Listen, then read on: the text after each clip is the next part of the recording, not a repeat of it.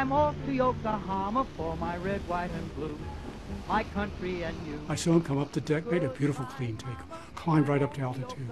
Everybody went off as if they'd been doing it all their life, till number 6 or 7 in the order got up there, and I thought he saw the green water coming over. He started off, and he pulled up abruptly like this. He climbed about 50 or 150 feet. Suddenly realized he's going straight up in the air, dropped his nose, and then he just staggered. He just cleared the water. Goodbye, Mama. I'm off to Yokohama for the red, white, and blue. My country and you. Goodbye, Mama. I'm off to Yokohama just to teach all those Japs. They watched the flagman off to the side, rolled the engines up as high as they'd go. It felt like they were going to shake the whole airplane apart, and finally he gave you the forward motion, and he dropped to the deck, and we started to roll, and there was no problem. The next thing we knew, we were in the air.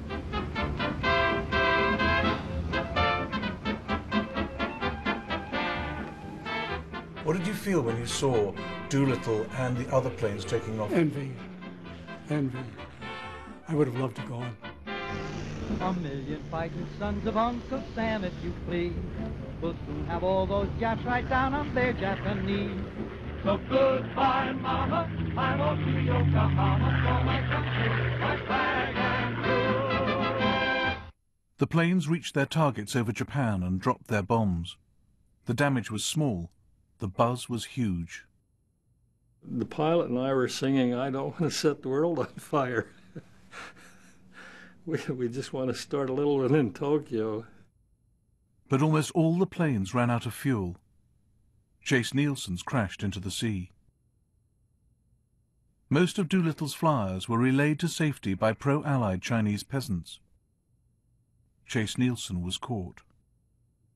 The Japanese said, "You're now prisoners of the Japanese 13th Expeditionary Army." And my heart went right down, down, down, down.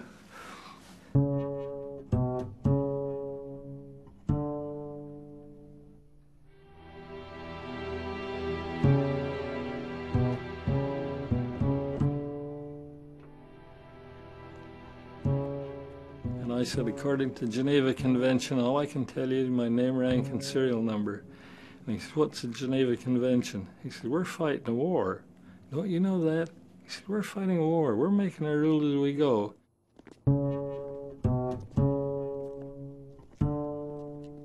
The Japanese condemned to death Chase Nielsen and the 7 others they caught.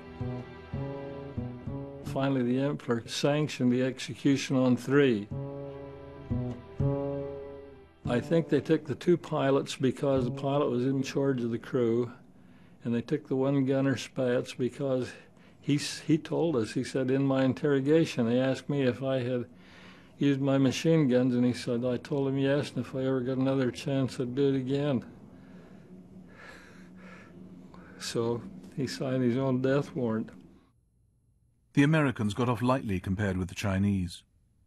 The Japanese devastated villages in reprisal, burning, raping. Nearly 250,000 men, women and children slaughtered.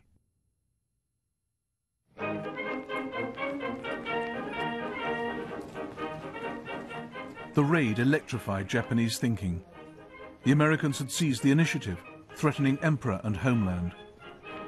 Japanese commanders now called for a decisive victory over the US fleet. Admiral Yamamoto, mastermind of the Pearl Harbour attack, knew time was short before American industrial might kicked in. He was also a gambler. He designed a trap to take Midway, a key US outpost in the dead center of the Pacific.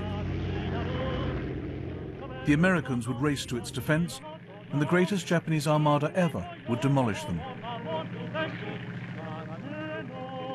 Yamamoto's only problem was that the Americans had cracked the Japanese code and knew the whole plan in advance.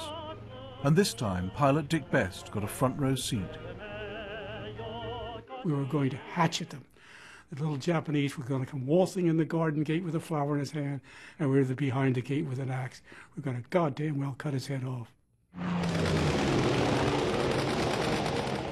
The Japanese came down the garden path and attacked Midway.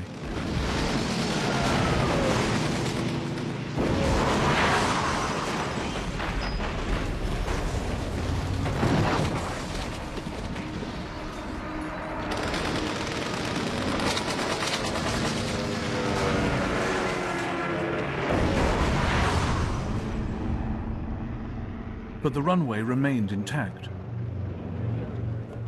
The Japanese planes hurried back to their carriers to rearm and refuel, while Midway drew breath.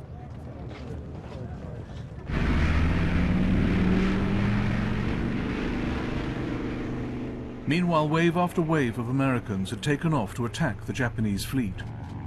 Most were shot down. Then, low on fuel, dive bomber squadrons, including Dick Best, spotted the enemy carriers below.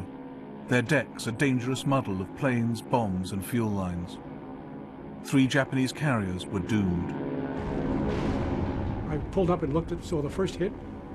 There was a solid column of smoke from bow to stern, at least 200 feet high above it. It must have been an inferno below deck. A carrier under destruction. I can see it in my mind right now. Most impressive sight of the day.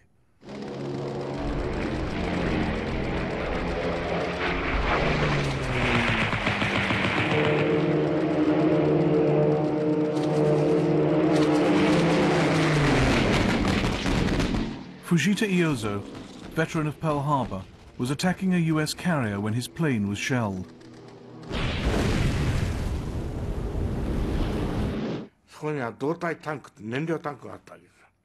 My fuel tank was hit and the plane caught fire, so I jumped.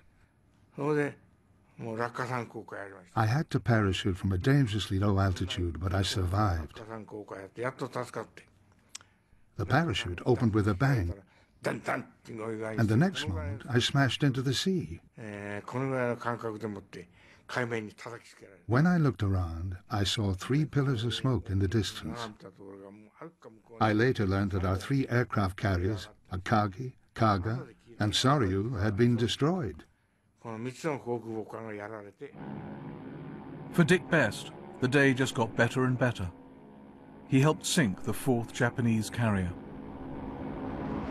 The reason I enjoyed Midway so much, not only that we won, but a sweet revenge, and of all things, it was an ambush.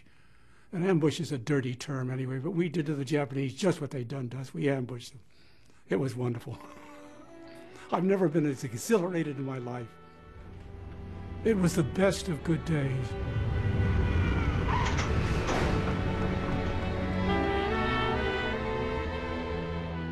The Japanese Navy would never recover from Midway. The fight now became increasingly bitter, a war of attrition.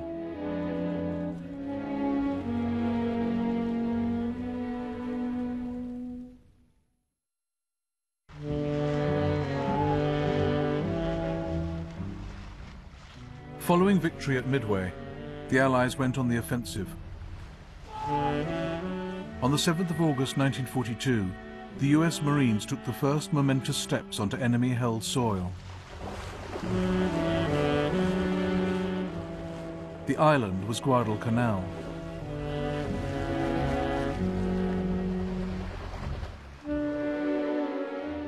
The landing was easy. Nothing else was.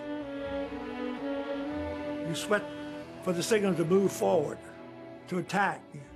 You just sweat everything out, waiting to attack. It's a time of just waiting and wonder whether you're going to survive or not survive. How will you respond? Will you be brave in the death, or will you be a coward?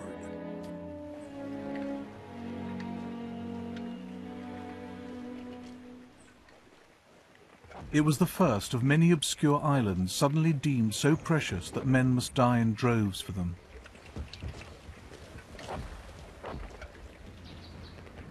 The battle on Guadalcanal was over this Japanese airstrip, built to enable attacks on Allied bases and on American convoys